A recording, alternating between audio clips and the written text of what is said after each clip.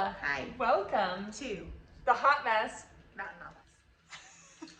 I'm Becca. I'm Jackie. And do you run a tight shipwreck? Tight shipwreck. It's backwards. I run a tight shipwreck. I love that shirt. When I saw you wearing it, I was like, this is such a perfect shirt for us. Yes, that's my household. I don't have a tight ship. Yeah. I have a tight shipwreck. Shipwreck. It's fine. Everybody's still on board though, right? Everybody's still on board. It's just a little chaotic. It's a little crazy. We might be banging into the rocks. Oh yeah. The edge, the seashore, banging into the seashore like the a little edge. bit. Where are you going with that? Yeah, I was like, what is that called? What do you call that? The reef? I don't know. The reef, the rocks, the cliff. The cliffs. The harbor. The cliffs of insanity. Yes. We like to bang into the cliffs of insanity. Don't we all? Everything's like exactly. like just another day in the French household. So yeah, that's super fun. I felt like, can you guys see my eyes? Your eyes are so pretty, guys. I don't know if you've noticed this, but in the other episodes, it's like she takes her glasses off, and it's like, look how pretty her eyes are. Oh my gosh, they're so pretty. She has pretty blue eyes. Oh goodness. Mine are just brown or hazel. That's pretty. I like that though. Yeah. Yeah. To each their own. To each their own. We all have our own coloring. That's right. Yeah. Which, speaking of coloring, have you guys noticed the trees? Yeah. Now, our trees have come and gone already because we have an early... Yeah. There's still a few orange leaves around. Yeah, but for the most part, they're gone because we have an early winter. Our fall is like 2 weeks and then it's done. Yeah. It's gone. Yeah. But for the rest of you who don't live in Lake City, you probably still have some beautiful trees. Yes. Which always makes us think. Well, we were talking about how trees, their leaves die, and how it's really beautiful. We don't necessarily think of death as being beautiful, but when I look at if you live somewhere where your trees change color, or you've just even seen pictures or something, all those colors, the yellows, the oranges, the reds, they're so vibrant. Yes. And they're just beautiful. And when we look around and we have all these trees, like we're surrounded by trees, and there's all this color. I love the green of summer, but there's something about the fall. It's just really beautiful. It is so beautiful. Yeah. The gold. The gold. Like when they finally all change, yeah. whenever you drive down Gunnison Avenue in Lake Yeah. City, if you guys have lived here or if you live here or been here, you Yeah. know it's like, it's just like gold. It's so bright. And aspens, when the breeze kind of goes through them and they kind of move, it's like they're shimmering. Yeah. It's just really cool. Yeah. And there's something really beautiful about that. And yet they're dying. And yet it's death. It's a death. Yeah. So we want to talk to you guys today about the beautiful side of death. When things die that need to die, and when that actually is a beautiful thing. Because I think very rarely do we look at death as a beautiful thing, but some deaths are necessary and some deaths are beautiful. Yeah. And to begin with, when you give your life to Christ, you are dying to yourself. Right. Which is kind of where it all starts. Whenever you start, and then of course, then it makes you think of all these parables. Yeah. Yeah. So Exactly. you die to yourself, and you start to see things from God's perspective. And so you see, like even with Christ died, and for most people, like that's death. That's so sad. That's so hard. And yet, for those of us that are believers, we're like, yeah, look how beautiful it is. Because now my sin has died. My sin nature has died. Yes, and I can be perfect because Christ is perfect. Right. So, and that's why we call it Good Friday. Yeah. Because it wasn't good that he died, but what his death did for us was, I mean, it's hard to come up with the right words to express just how awesome that is. Like the grace that's involved, the love that's involved. Yeah. And that we can be, using that symbolism, we're reborn with a new start. And I really think about that with the leaves dying, and that's a beautiful death when our sin nature dies. Yep. Yep. And it makes room for that spring, these fresh new buds, this fresh new life to come. And so that is really where it all starts. It's really cool. Yeah. And we're we're super thankful for that. And yeah. And then from there, you can actually start to see that God will pull things out of our lives, or God wants certain things to die in our lives. And we might not want them to die. No. So we hold on to them. Whether it's friendships, whether it's dreams, plans, a job, like even you can go down to the basic level of, I have to cut something out of my food budget. Yeah. Or there is something that I should not. Death of Twinkies. Yeah. Except I can't hit.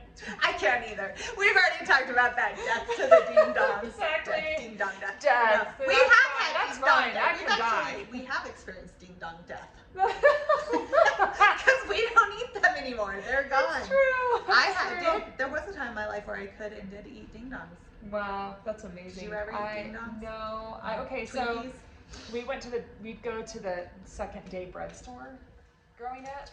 Maybe or like day old like bread store where you could go in and like buy the bread for cheap. I don't even know if those are around anymore. We had one of those too. We had I was gonna say the wrong name. But they had those hand pies. For like 25 cents each. Oh my gosh, can you remember? They were so good. They were so good. Like that was my favorite thing. And if we had enough money, you could get one. We could get one. I used to like to get the apple pie, the Hostess apple pie. Oh yeah. I loved that. Or the crumble donuts. Yeah.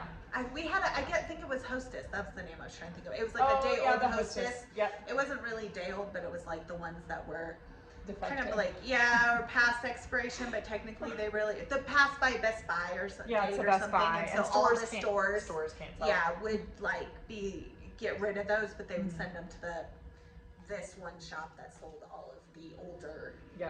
But they were most of them were still, well, it's kind of sad to think about why they were so full of preservatives, but they were like still fine. They'd still be fine today. Like Twinkies 500 million years later are still fine. Real. The only thing that survives the apocalypse is Twinkies and roaches.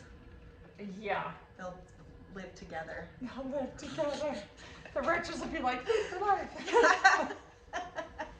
Exactly. So now that since we digressed, we never digress. Never. But yeah, death of things like death can be a beautiful thing. Yep. And of course, we're all very familiar with the side of death that is not beautiful and that we don't, that's really hard. But we want to talk about the side of death that's beautiful in the fall because we're actually coming to the end of the year, and we're celebrating the birth of Christ soon. You know, and just thinking about new life and new things, and that sometimes old things have to die. So you had told me earlier a little bit about experiences with friendships that really needed to die. Well, and I think just the realization, it wasn't like, and I'm sure a lot of you have experienced this, where you have had friends that you've had for years and years and years, and maybe it's one of those things that you like move away, but you think, oh, I'm going to be in touch with this person for the rest of my life. And you find that you move away and then you lose touch. And it's not like it was an intentional, oh, I've lost touch with this person. A lot of times it's just oh, you moved away. Now I do know that sometimes there is a traumatic, like, breaking up. Where of the friendship. Yes, of the friendship, where maybe you have a disagreement, or maybe you guys realize that we have to go two separate ways because we don't agree on things anymore, and all we do is we fight whenever we're together, or disagree, or whatever, and it causes turmoil, whatever the reason might be.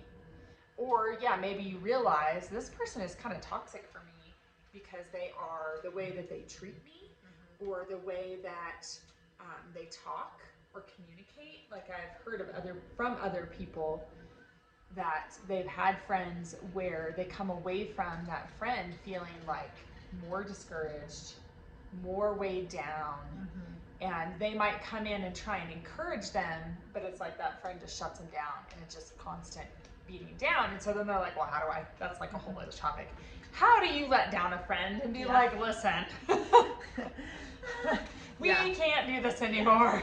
But there are periods of life, I think, that God brings people into our lives for seasons, and sometimes the seasons aren't forever. Right. Some friendships do need to go for various reasons. And that can hurt. Yeah. Like, there can definitely be a little bit of a hurt. And I remember being in Russia and experiencing that. It's experiencing kind of a death of a really close friend that I had, that all of a sudden it's like we just didn't communicate ever. Like, it just was done. Whereas before, it's like we were communicating almost every week. And so then you go through those emotions and those feelings of like, well, did they even care to begin with? Do they even like me? Like, you just are sad and just trying to work through those emotions, and then come around to realize that God has removed them for a reason. And God is bringing in new things. And so you have to let that friendship die for now. It might come back. It might come back as new leaves, new spring, new buds. But for now, it needs to go away, because God is wanting to rise up new friends in your life, or he's wanting you to invest in some other people that he's like, no, you need to be over here talking to this person now. And this other person is now a distraction. Which I know can kind of sound kind of harsh to say, but I also think we need to see things from God's perspective. You know, Jesus didn't necessarily invest in the 70 that he sent out to go minister to. Right, as the like, 12. Yeah, it's not like he had that close relationship with them that he did with the 3 closest Right, disciples, or even the 12. 3. Yeah, even the So, closest. Even Jesus was not like, I need to be friends with every single person. He recognized that there's millions of people on this earth. And so there's going to be moments where we are needing to minister or be ministered to by somebody else in that moment. Right, and that doesn't devalue the friendship or the time that you have spent being friends with that person, but sometimes we have to kind of let people go also, or be able to move forward ourselves. And sometimes friendships, I think people don't always recognize this, but friendships, just like dating relationships or marriage relationships, can be abusive. Like you kind of alluded to the toxicity or mentioned toxicity. And sometimes we just don't even recognize that until we're paying attention to it. You know, but there's people can be very manipulative or very needy or and not that you can't be friends with someone like that, but sometimes we have to have boundaries. And sometimes we also need to say, like, this is a friendship that I need to let go of. And that is a hard process. Because usually we're friends with someone, typically there's something we like about them. That's why we're friends. Or you've connected with them. Or connected with them on some way, So, and that's hard. That's a hard process, but it can be a beautiful thing. It can open up doors for new friendships that maybe are encouraging and uplifting, and maybe is a better fit for that period of your life. Or maybe open up the door for long-term relationships, or like friendships. People who really are going to be invested in you as much as you're invested in them for the long haul. So that, you know. And I was just thinking sometimes that comes with death of dreams and death of visions too, of who you are going to be interacting with, because God is saying you are going to no longer be in this job, or I no longer want you to be pursuing this extracurricular activity that we put on ourselves, because as wives and moms, sometimes we're like, let's start this group and let's do this. I'm super guilty of that. I'm like, let's start this group and let's do that and let's gather for this, and then pretty soon I'm so spread thin. And sometimes it's because God's looking at me like, I never told you to do those things. Well, did you even check with me? Or no, because I know what I should do for myself. Well, and I feel like I'm like looking at you. I know, it's kind of funny. I was like, the angle is. I'm a kind of a helper. I like to help people, and I like to encourage people, but sometimes that means that I don't ask. I'm actually, this is funny that you said that, because I really feel like God's been challenging me and like, oh, did you ask me though? And I'm like, oh, well, it seemed like a good idea, but did you ask me? No. Yes. And so there's some things that seem really good, but we need to let them die because they're in the way of the vision and dream that God has for us. And that could be dreams for our kids, for them, like what did we, what did we think they might be or who they might be when we were carrying them, when we were pregnant with them, and then or even a gift and talent that you've noticed that they have that they've been pursuing, and then maybe all of a sudden they're like, nah, I want to do this instead now. Right. And you're kind of like, but you're so good at that other thing. Yeah. No. Like, you need to go to that. No. Yeah. So it could be like related to ideas and dreams that we have for our kids. It could be even dreams or ideas that we have for our marriage, maybe, our careers, maybe even our role as moms. Yeah. I mean, I always thought, so I grew up in a older home in the middle of the mountains, well, it's not really mountains, I guess. California. Country, California mountains. In like a little, community, unincorporated community. Like there's nothing there but houses, but mostly. And stuff was always breaking on the house. I feel like in my parents maybe don't see it this way, but I feel like I remember it seemed like something with there was always a plumbing issue, or mice were getting in the house, or like, there just was like always something breaking or going wrong, it seemed like. And I thought, I'm gonna be a career woman, I'm gonna have a good job, I'm gonna move to the city, and I'm going to have a career and have the nice things, right? Like the nice home, the new home where not everything's breaking. I'm gonna be able to have the money to just pick up the phone and call someone and be like, something's broken. Can you just fix it? Here's your money. That's like I cleaned a house today where this lady left this whole list. This needs to be done, and this fluorescent light needs to be fixed, and this needs to be set up. And I was like, okay, this is not for me. Somebody else does that. I was like, does she expect me to do this? Like that's not my job. I'm just cleaning. Yeah, exactly. So I thought, I'm gonna get out of this little community, out of this little mountain town house, and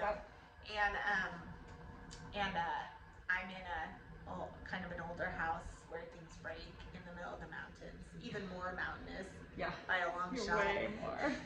Way more. You can't ever find anybody to even help you to fix it. You can't find anybody to help you. There's not even an option. And and I thought, I had all these big dreams. I thought I was gonna go do these things, and I feel like God was like, those are nice, but I have other plans for you.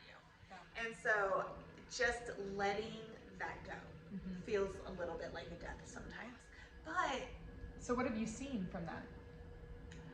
Well, she's like, nothing. Nothing. It's horrible.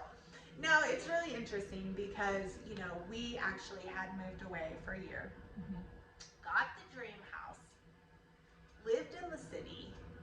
I had a job I really enjoyed. It was only part-time, but my husband had a good job, and God was like, okay, now you got to do it for a year. And now you did that. So now it's time for you to give that back. And I was like, no. What? No. But what he did is he put my husband, he set my husband up in a position that neither one of us ever even thought about, being a possibility. Gave him, I think an opportunity to minister in his own way, to the community. And gave us some friendships that I think were really deep, meaningful friendships that he kind of builds up here in this community. And so it's like the value shifts, a little bit. And I mean, we had good friends where we were too, but I just feel like the sense of community here was is so strong this time coming back. And that there's huge value in that, that I didn't really know maybe that I was missing.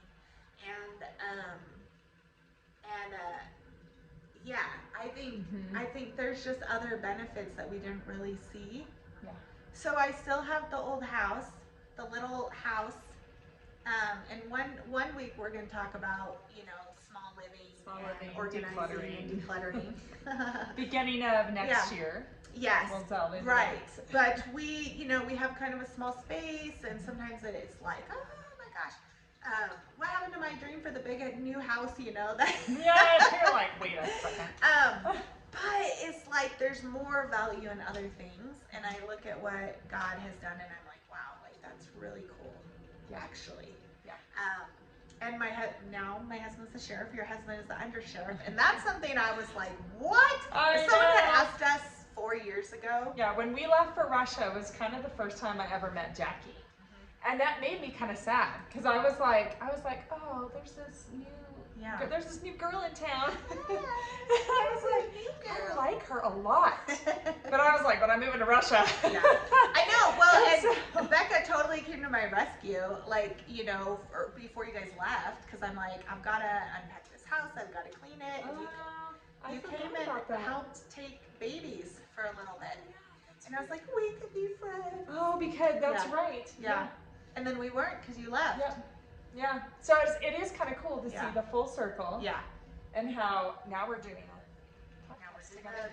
Big podcast. Yeah. And so that has value that I didn't really think about or anticipate. I think I assumed that if I went to the city and had the big career that like the friendships would be there, but actually I think a lot of people are in the city or in these big areas, and maybe they are living their dream job or dream life, but actually really lonely. Yeah. And I definitely have had seasons where I was really lonely, where I just didn't have the friendships, or I had friends, but they just were in a season of their life where they just weren't really available. Yeah. So that's letting things die. Being like, okay, letting dreams die, and letting God kind of restructure or move you is a hard life lesson. It's really hard. There's stuff that I'm trying to decide if I need to keep pursuing it or if I need to let it go. Like there's areas that I'm like, I have to let some of this stuff go. There's just too much going on. Well, and I think I keep trying to get the career, and every time I try to get a job where I'm like, this will be my career, it like does not last. It doesn't last. I'm like, it's always different reasons, but it's like, nope. Yeah. And I'm like, is that not what you have for me, God? What's going on? So we're still in the middle of it. It's not like we haven't figured out. No, we don't have it figured out. But I think because of that, we also know that feeling and what it really feels like, and even what we think whenever we're going through those seasons of death. And so if you are going through a season of death right now, we would love to be of a support to you. Right. You can message us privately if you want, and we would absolutely love to pray for you through that. You could share in the comments and be an encouragement to others that, I just had the death of a friendship. Maybe don't name the person. Betty Sue. She's me. But you could, we could at least share. That way we know that we are not the only ones that have experienced that or gone through that. And what did you do? And how did you give it over to God? Or how did you walk through that? Even death of a vision. Like I was set to be, I don't know, a baker. Like world class, and I was almost there, and then it was dashed. Whatever your story might be. Yeah. I don't know why baker came. Yeah. A makeup artist in Hollywood. Oh, there you go. There you go. I don't know, but I think but in death, I think no matter what it is unpleasant. We're not talking about things that were like so easy to just give up or so easy to just turn away from. And I think that's why there is a mourning period. Sometimes when we lose a friendship, we have a dream for a certain job or a dream for a certain career type or even lifestyle, and or dreams for our kids, and then they're born with special needs, and that we realize this isn't going to be able to be possible for them, or maybe won't be possible for them. So whenever it is, like, those are hard things to come face to face to, but we want you to know that there's hope on the other side, that God makes beautiful things out of those deaths, just like with the trees. Yeah, look at the fall colors. The fall colors, like, it's a beautiful thing, even though, the leaves are falling off and dying. Yeah. And it does. It's not like the trees. You got to be like the trees. You got to let it go.